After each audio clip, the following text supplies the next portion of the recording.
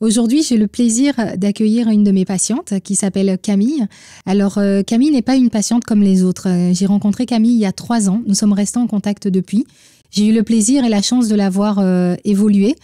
Camille n'est pas une patiente habituelle. C'est une patiente qui a vécu un événement très, très marquant dans sa vie et pour laquelle la chirurgie esthétique a été une vraie thérapie. Mais je crois que je vais lui laisser la parole parce qu'elle a beaucoup de choses à nous livrer aujourd'hui. La chirurgie esthétique, fantasme, mythe et réalité. Et si on parlait enfin sans filtre? Bienvenue dans le podcast Derrière le masque. Dans ce podcast, je vous ouvre les portes du bloc opératoire, de mon cabinet et je vous embarque aussi avec moi dans le quotidien d'une maman chirurgienne. Ici, on parle technique, transformation, défis, réalité, passion. Mais pas que, on va aussi parler des galères, des difficultés, des déceptions, et tout ça loin des clichés. Vous êtes lycéenne, vous êtes étudiante en médecine, vous êtes femme chirurgienne, vous êtes maman chir, vous êtes pleine d'ambition, pleine d'énergie, et vous avez envie de mener tous les combats en même temps. Installez-vous, je vous embarque avec moi dans l'univers mystique, mythique et fascinant de la chirurgie esthétique et dans mon quotidien de maman chirurgienne. Bonjour Camille.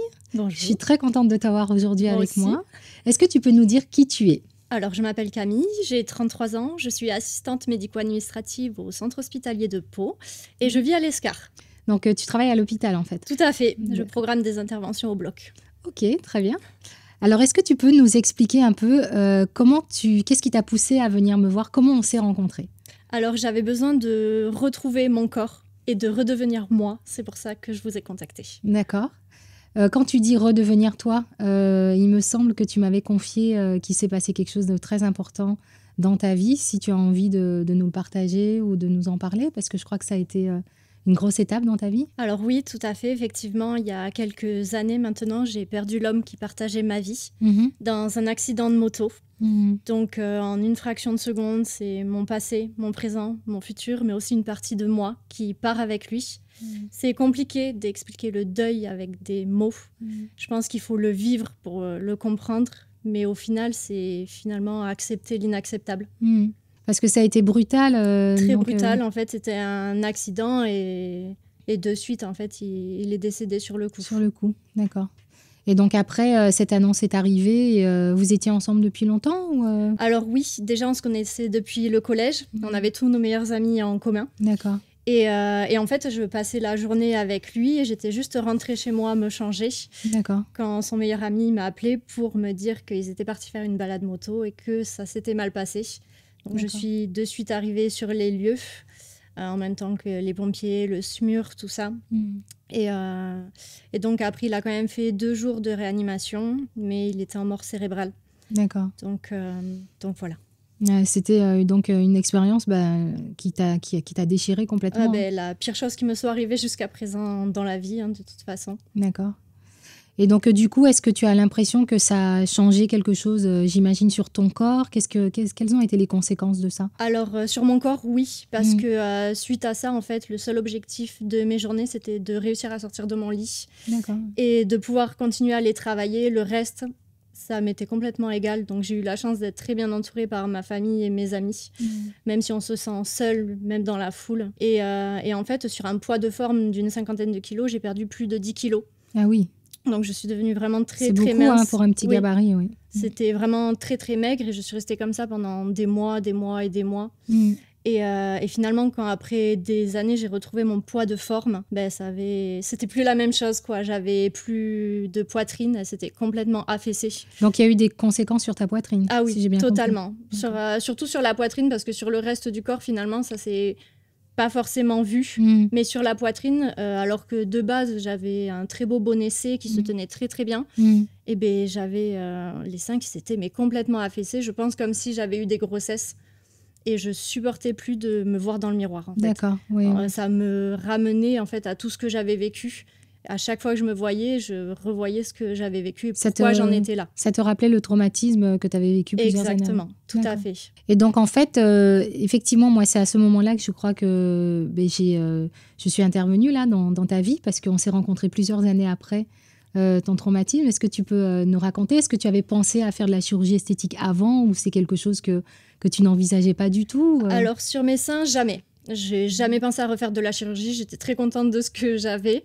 Mais suite à ça, j'ai mis quand même du temps parce qu'il y avait le deuil entre-temps.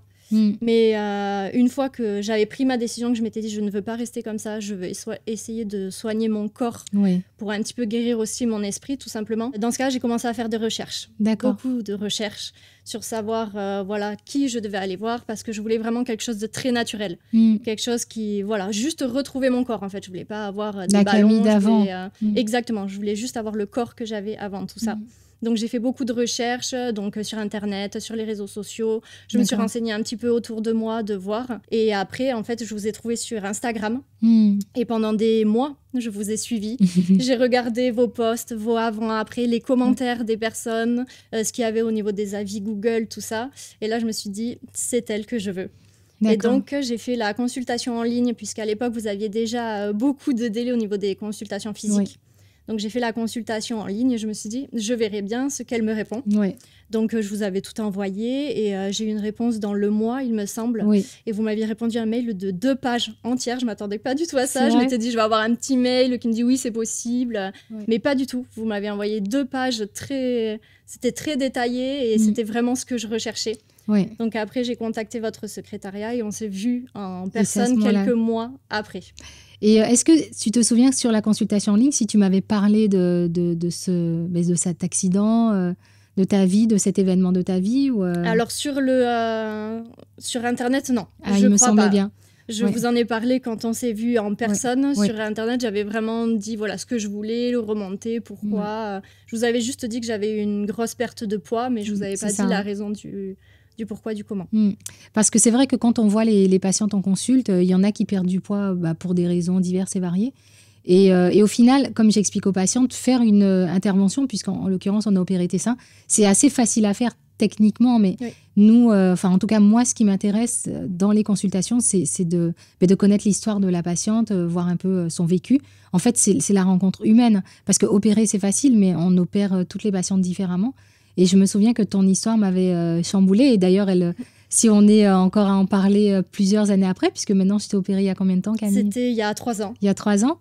Et on est restés donc en contact. Oui. Et encore maintenant, on arrive encore mieux à en parler parce que maintenant, entre-temps, le temps a passé. Tu te guéris petit à petit. Exactement. Mais on en parle encore. Et finalement, c'est ce lien, c'est d'accompagner la personne, pas seulement faire une opération, mettre des prothèses en silicone, mais finalement accompagner la personne dans sa vie.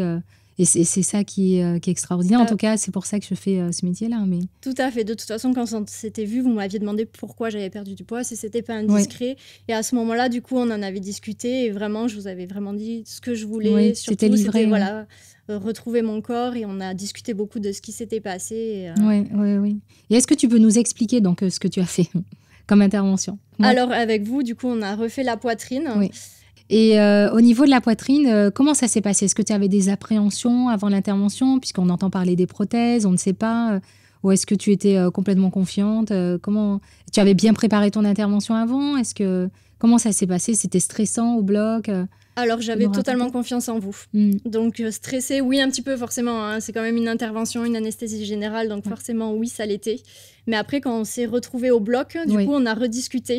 Vous aviez fait tous les dessins. On a bien rediscuté de ce qu'on voulait, de ce qu'on voulait pas, de comment ça allait se passer. Et vous êtes restés à côté de moi, du coup, jusqu'à ce que je m'endorme.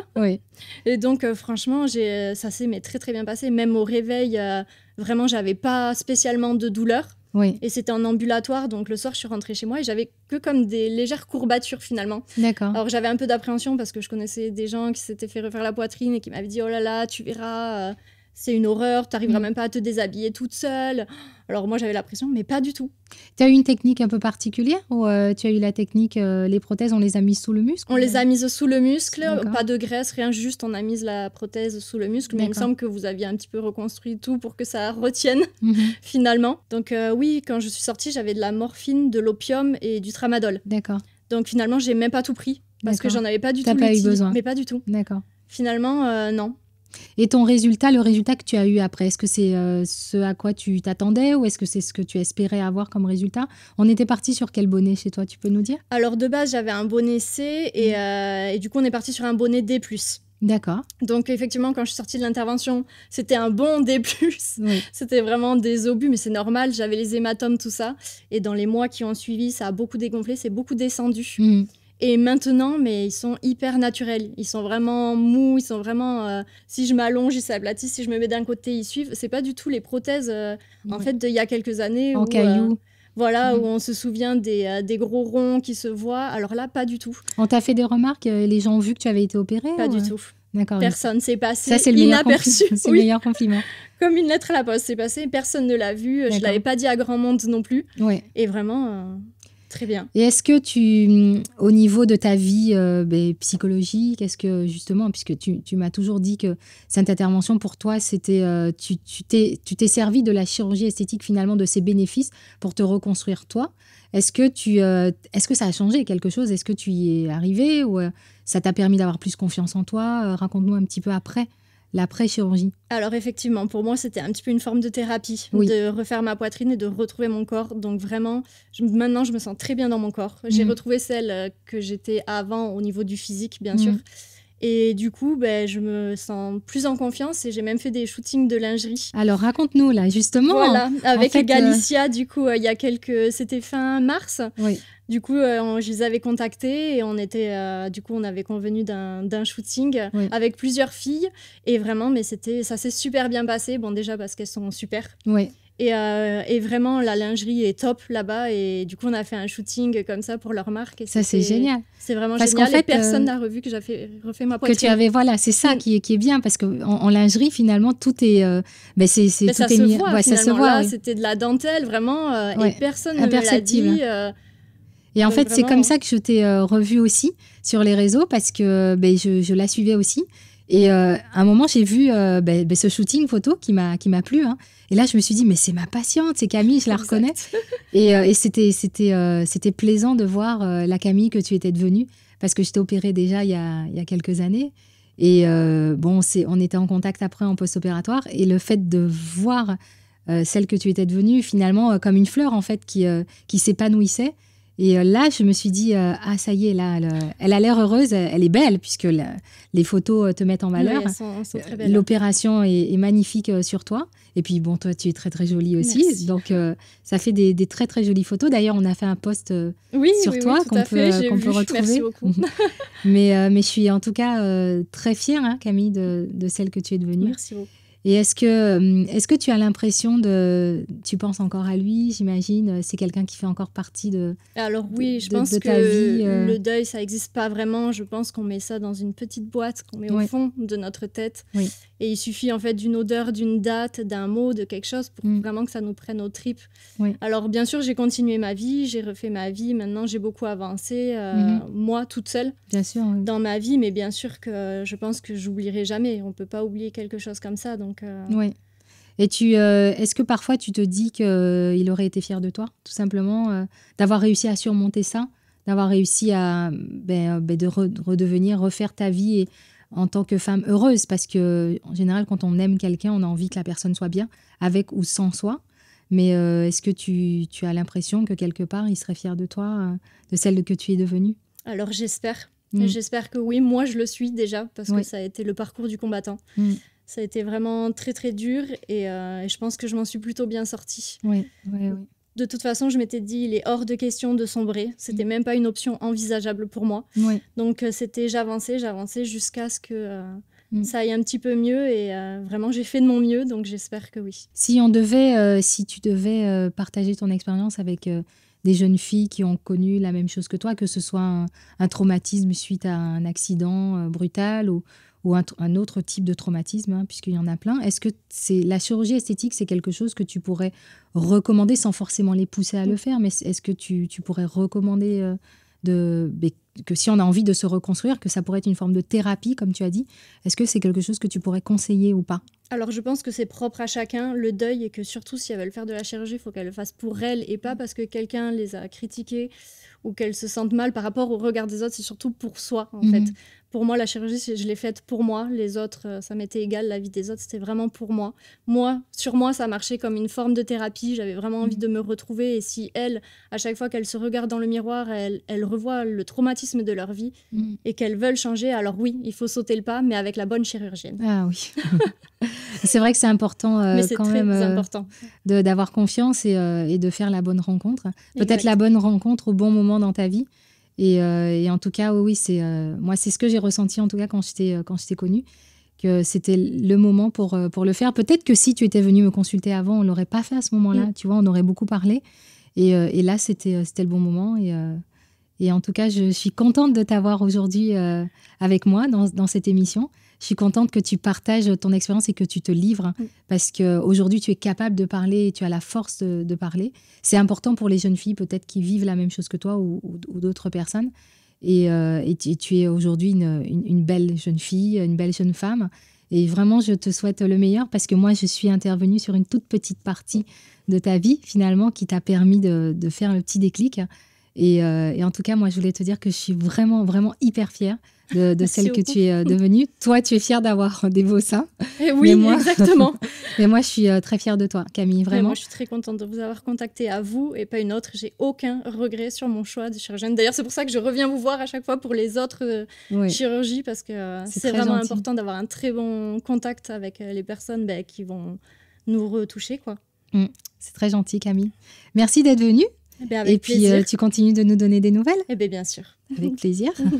Merci d'avoir écouté ce nouvel épisode du podcast Derrière le masque. Si l'épisode vous a plu, abonnez-vous pour ne rien manquer et partagez-le à celles et ceux qui pourraient être inspirés. Si vous avez envie de prolonger la discussion, retrouvez-moi sur les réseaux sociaux, sur Facebook et sur Instagram, Dr Marival. Pour les avis médicaux, c'est via la préconsultation en ligne www.maconsultationesthétique.com, MCE. Je vous mets le lien en description. Un immense merci à ma partenaire de toujours, Uniskin Biarritz, et à très vite pour une nouvelle plongée au cœur de la chirurgie esthétique.